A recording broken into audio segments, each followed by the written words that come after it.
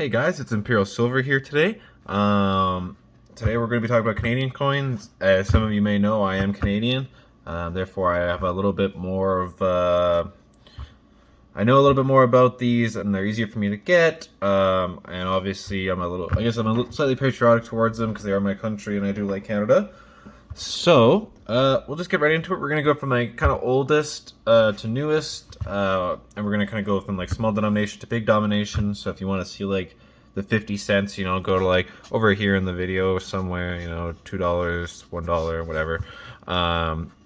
Whereas there's gonna be like a whole collecting like bank tokens, not just coins. Also doing the what do they call those? The countries that weren't part of Canada that joined in, or I don't know if they're technically countries or colonies. I guess would be their term. Yeah, well, let's get right into it. So the first tokens you actually see in Canada aren't actually really from a legal government standing point as much, and these are bank tokens. I think these are really cool and very underrated. Right here we have two bank tokens from Lower Canada. This is um, supposed to be like some flowers. I can't remember. It's just like kind of this thing. And this is from the Banque du Peuple. And there's this is called the Unsu, which is like 1 cent basically. And it's made in Montreal. I really like this coin. I think it's very pretty. I love this wreath. This is probably one of my favorite wreaths. I don't know why. This coin is pretty worn. Um, and then here's another one from the Banque du Peuple. A little bit. This is an earlier date one. This one was. I don't know if it actually has a date. This didn't have a date actually on it. I don't remember the date on this one actually. But yeah, so the Lower Canada made them a little bit earlier. They were doing them in 1837 stuff. There was a rebellion in Lower Canada, and that was led by this guy. His name is Louis Joseph Papineau. Sorry if I butcher some names. I'm pretty alright with names usually, but sometimes I can butcher them still. And it was because I think the main reason was because there was a lot of American immigrants moving into Canada, and the French were worried about their identity because Quebec is obviously. So yeah, 1837 is kind of the first ones, and then also Canada had like these are from Upper Canada, as you can see. So this is like Ontario today, so like Toronto, Ottawa, all those cities. Um, this is very if you've seen a gold silver or any silver, and this is what that looks like. It's the same thing. And then this side's got like these nice details and stuff. They all tend to be copper. These bank tokens. There's no silver. I think there might be some in the odd other non-precious metal, but there's no precious metal ones. There might be a brass one, is what I'm thinking, but I could be wrong on that. I really don't think there is. I think they're mostly copper based. And they kind of made them from 1837 all the way up to like 1857, just because there was really no coinage currency for people to use. So the banks stepped in, and so you would have Banque de Purple. This is the Bank of Upper Canada. There's the Bank of Montreal. Yeah, and there's like one more. There's like four or five. I think there's four or five. And they all have their different styles. They have different designs. The French ones go a little bit more original. Upper Canada, I think, are almost all like this, which is nice. But yeah, they're fairly collectible. They're not super easy to find. I think they're actually very underrated. I think they're very cool, very unique. And they're chunky and they're nice feeling, and they have really nice designs. Kind of banging them up. Like this is one of my favorite designs, and I think the Banque de Peuple is just really a cool name for something. And then, what should we go into first? Let's hit the colonies first, and then we'll go into all of Canada. At first, then we're gonna go over two. So we have IPE here. I mean IPE, PEI. I'll butcher the names there. Prince Edward Island, which is a province in Canada. For anybody that's not familiar, a province is kind of like a state for the U.S. Here we have their tree. This is their famous tree. This is worth 1 cent, and it was made in 1871. This is Victoria. They only made their 1 cent, and they only made it for this year because soon they were joined the Confederation of Canada, which is what Canada is. It's a confederation of provinces, technically. So, yeah, this is very pretty. I have a pretty nice one. It has quite a bit of luster. I think it might have been cleaned at one point. but still it is quite nice. They only made one. Nova Scotia here. Not all the provinces today have made coins. Just a couple of the more maritime ones, some of the older ones. This is a Nova Scotia 1 cent from 1861. Nova Scotia also has a half penny, because this is just a full 1 cent. They also have a half penny, yeah. But I don't have that one. And they kind of have like their own designs. They're not super different, but they're different enough. There's also New Brunswick, which I don't have any of, and they have like actually like a full little set. And they made them from 1861 to 1864, and they're like all the way from half cent all the way up to a 10 cent. Some of them silver, some of them not. But as we say that, I'll kind of go into the Newfoundland coins because they kind of are close in some ways to the New Brunswick coins, except their premiums are much lower. So for 1 cent in Newfoundland, you have these 1872, kind of similar to the Nova Scotias here. A lot of similarities. And then you have Victoria on the back. Because, Newfoundland did not join Canada until 1947, so just after World War II. Here's a cent from quite a bit later on. Very cute little flower. I actually quite like this design. I think it's very, very cute. I just think it's really delicate looking. It's nice. And they made a lot of silver coins and high percentage silver too. Wow, that is really pulling off bright. Hey, maybe I should get that light. That works fine. I just have to make sure I'm not getting it too bright there for you guys. They made all of these denominations for varying periods. They made a 5 cent, a 10 cent, 20 cent, a 25 cent. So yeah, there's two. They tended to use the 20 cent more. The 25 cent I think is a later addition. I don't think it was supposed to knock this one out, but as you can see, yeah, this is the only year I think they made the 25 cent. And they had a 50 cent. And there is a $2, but it's gold, and they're quite expensive. And I don't even have a single gold coin yet. So it looks pretty similar to these. It's just like, it kind of has a similar-esque design. It's just $2. They're pretty basic, most of their looks. But they're nice. They're 92.5% silver, so they're actually very nice. And they stick to that the whole way through their production, all of them. So here we have George, and then here we have George. Yeah, I guess they're the same. They're both George. This is George V, and this is George VI. So, and they have all the monarchs from Britain on them. And yeah, they're pretty well. Not all the monarchs from Britain, but like, so they have from Victoria to George VI on them. And then after this, they obviously went into Canadian coins. But they're very good. They're not terrible for premiums usually. I think they're quite nice. I don't think they're like really fancy, but they have like kind of this like kind of a nicer look to them. And yeah, if you're kind of interested in like Canadian coins, but you don't like the lower percentage, maybe Newfoundland coins are there for you. There's a decent amount of these out there. There's not tons, but you can definitely stack these. So, and they're really high percentage. They're as high as you can pretty much get. I don't think there's really many. I don't know if there's any countries that have one above 92.5. And then moving on, we're not going out to Canada, Maine. You can get there's some other tokens and stuff out there, but nothing as official. It's more merchant tokens and stuff, so keep that in mind. We're going to go into the 1 cent. And here we have all like the various 1 cents throughout the thing. There is an animal set we'll get to at the end that I'll tell you guys about, because it'll be like one of the last things we touch. So if you're curious where that is, that's going to come up in a bit. Just because I have the whole set and it looks nice together. I guess I could... we'll spread it out actually. It doesn't really make sense. I have all the coins, so why not? There you guys go. That's all the various things for the penny. I won't be hitting every commemorative just because obviously that's a little tricky. But yeah, so we have the large cents here from earlier on.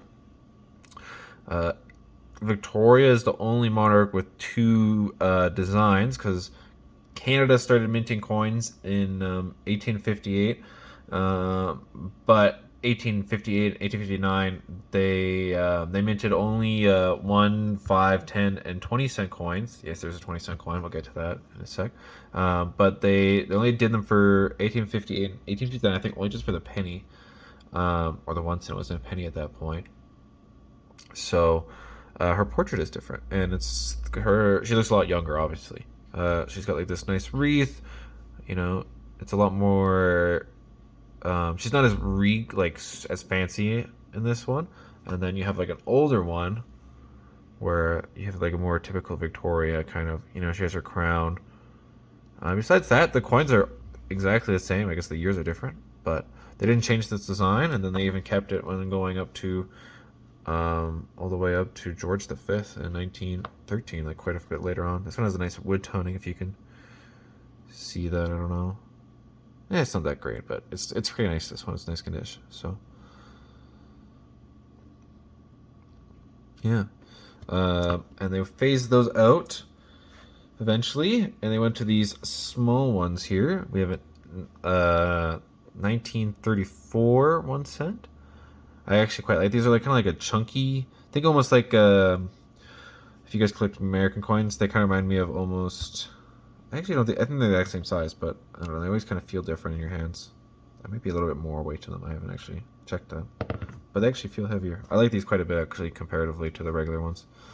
So they have these. They're pretty basic.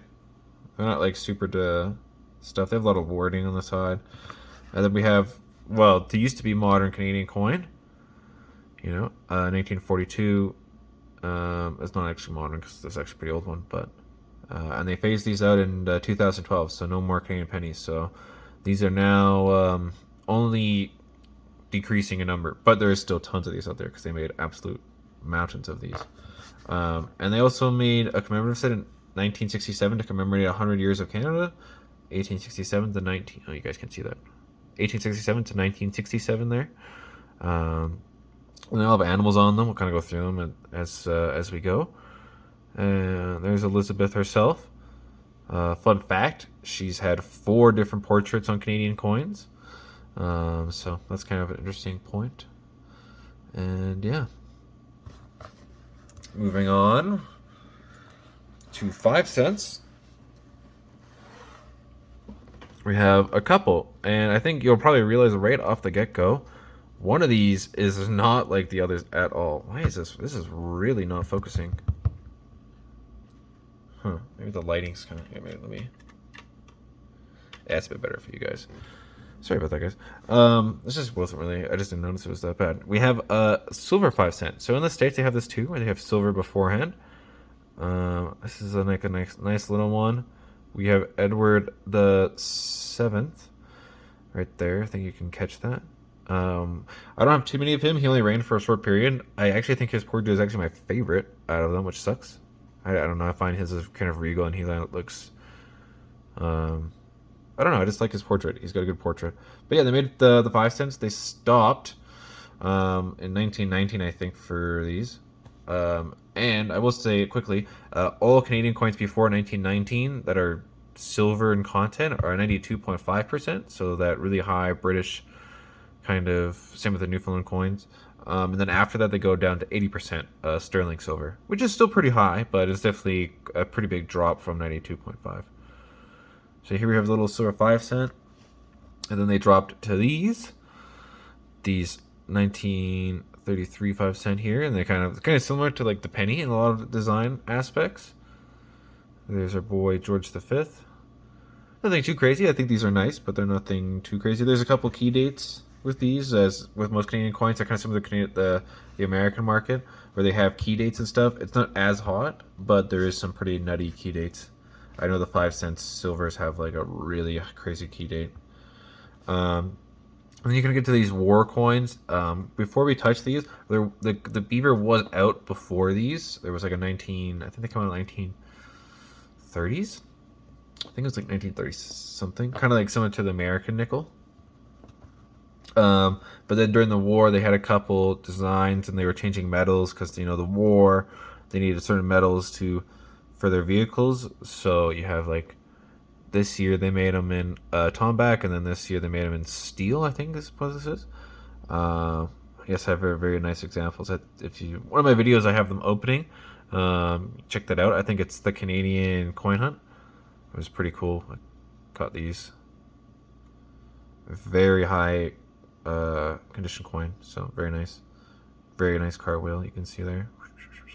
Even on this one. This one's not as nice, but this one has a really nice toning. I like it. Kind of rainbowy. So yeah, there's They kind of these. They also did a beaver and Tomback. I haven't got my hands on that. It's like the only one I'm missing from the nickels. They also made them in steel after, as you can see. Kind of like this. I think this is steel. I could be wrong about that actually. And then they went to the more modern one where, as you can see, these guys are a little octagonal. Whatever these are. These aren't octagons, but whatever this is. Fucking 16 gon, I think, or something. I don't know. It's not an octagon, but it's kind of up there. And they went to an actually completely round coin with the beaver there. Very famous for Canada. And yep, we'll put those. And then we'll go up to the 10 cents. Oh, I missed this. I should really just, I'm just going to quickly toss these on so I don't miss any more of these. Sorry, guys. There we go.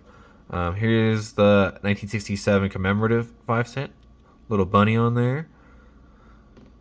Nice coin. They're all fairly similar. They're not like very crazy in design, but they're like simplistic in their animals and they're very cute. We'll maybe line them all up at the end and you guys can check them all out together. They look nice in a set. Then we move on to dimes. There hasn't been too many dimes. You know, back in the day, I don't have a good version of these. They had these wreath coins where it was like this and it's like 10 cents, 1920. And these are pretty nice, I say. They're like, I like wreath coins, so I can't really complain. I'm a wreath coin sucker, maybe is what you should say. And yeah, they're basic. They tend to be higher percentages, just mostly because their mintage tended to be in the higher percentage eras. So then they moved on to this. I wasn't really a jump between for these guys. That's really not focusing. You know, just the regular. What do they call this? Oh, what the heck is the boat's name? This is a famous boat for Canada, though. It's like the Blue Note, I think, or something. I could be wrong about that. Don't take my word for it. This is Elizabeth II. I'm actually going to find that out for you guys. I'm really sorry. I really need to know myself. Hey, so it's actually called the Blue Nose. I was right. I was super close. Blue Note, Blue Nose. Yeah. And it's from a Nova Scotia gentleman. Yeah. So it's a pretty famous ship for Canadians. And they made these in silver up until 1968, but in 67 and 68 they dropped to 50%. And they were also making 90%, 80% in 67. So 67s, even if they're 90%, unless you like count them all out, you're usually gonna be selling the 50%. So kind of sucks, but it's better to have some silver rather than none. And I'll take an extra 2 years. And it sucks because 67 is actually the year the Commanders come out.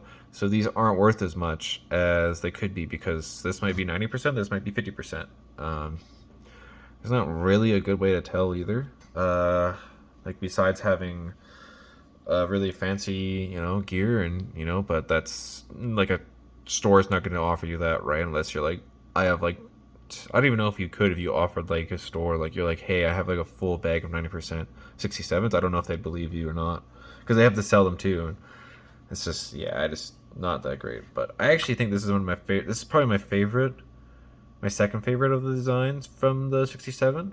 I quite like the fish. I think it's nice. Fits it well. It's got this nice kind of clear. Usually I'm not into this. I usually like kind of a busier scene, but yeah. That's the 10 cent.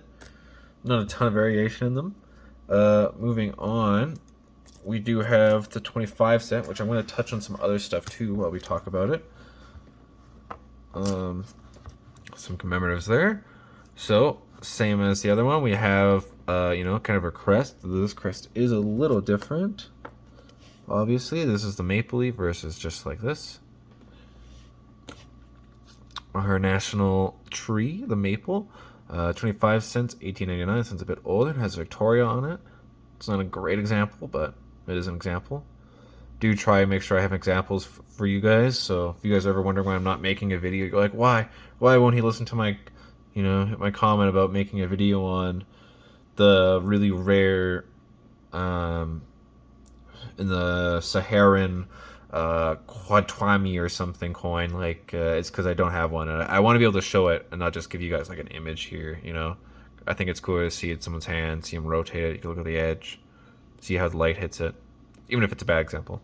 And then they moved on to this design, classic Canadian caribou coin.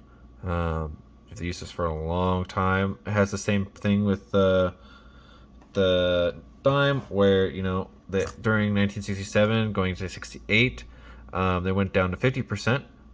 Some of them for 67, and all of them for 68. So 67 commemoratives like this lynx.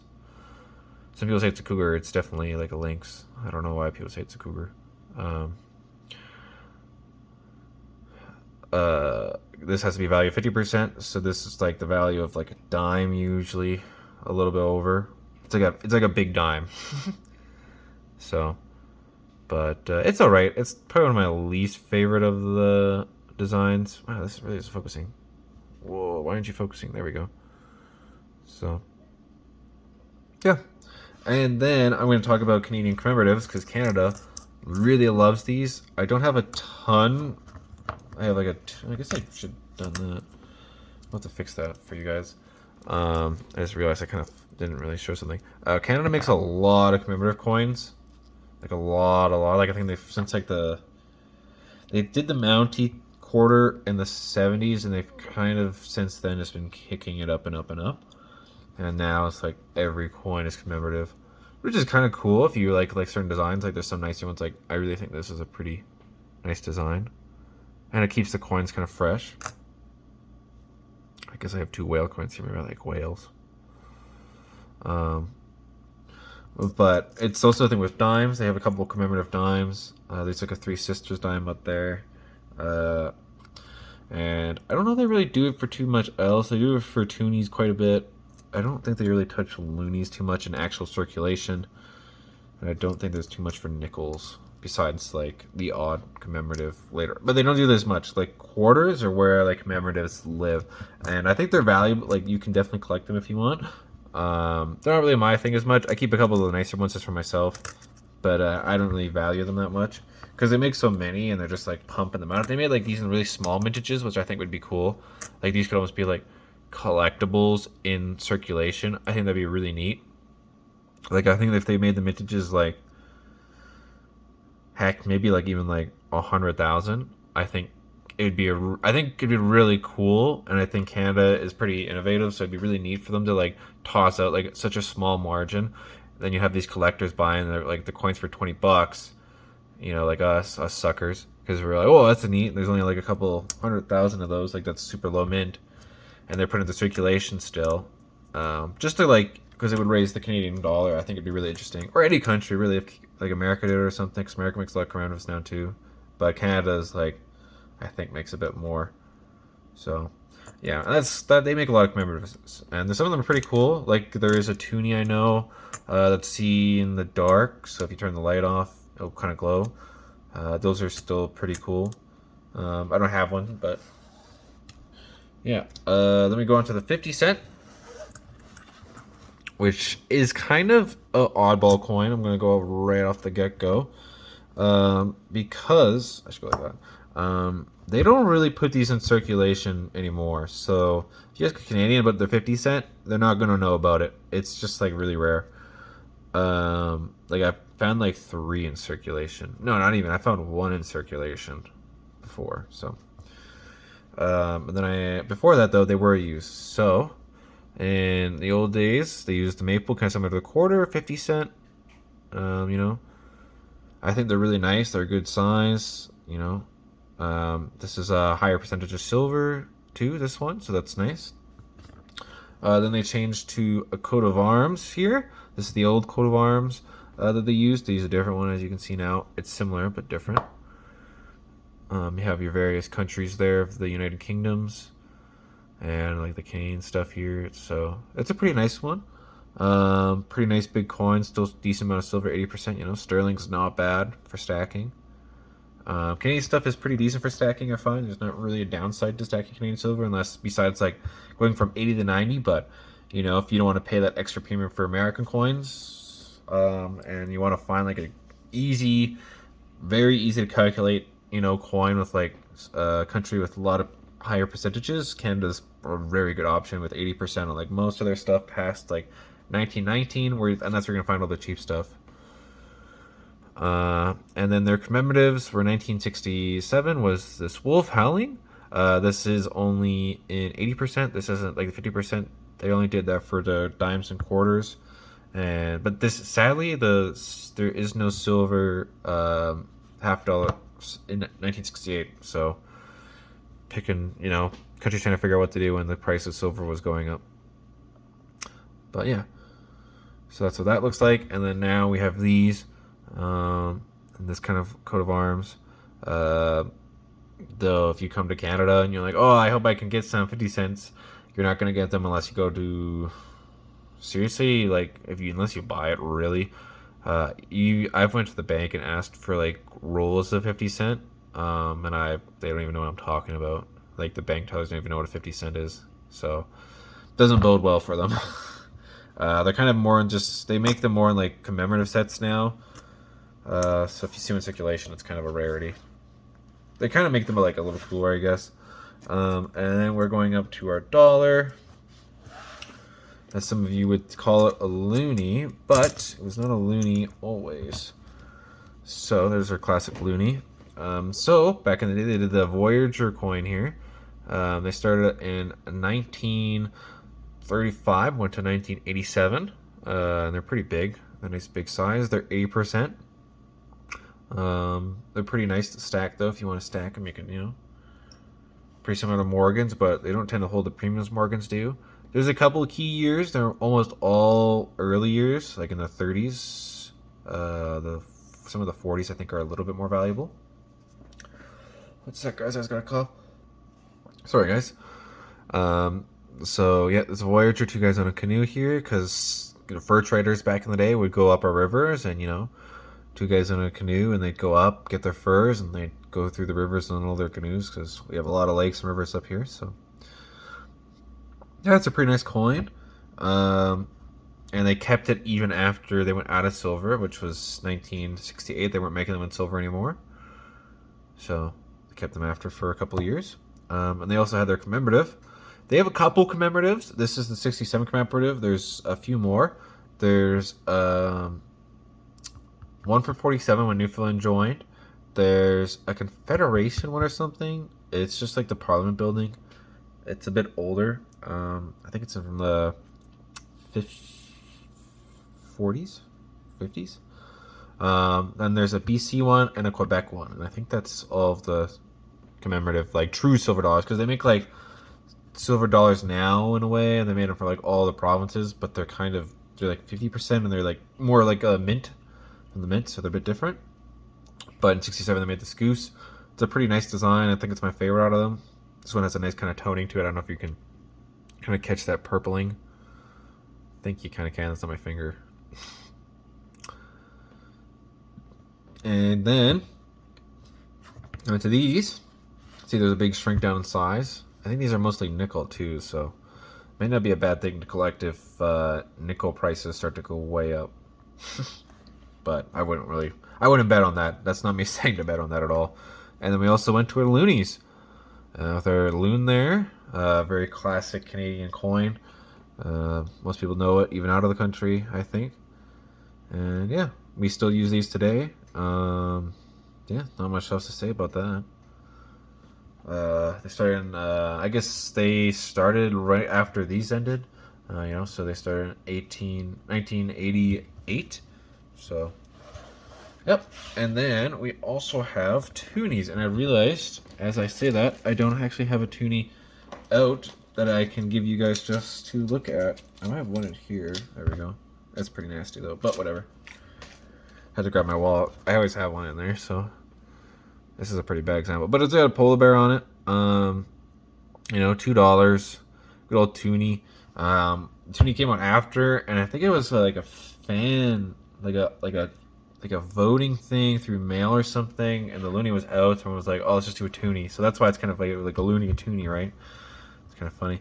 They do make a lot of commemoratives, as you can see here. Here's one of the nicer ones. This is from like Nunavut. I think this is a pretty weird one.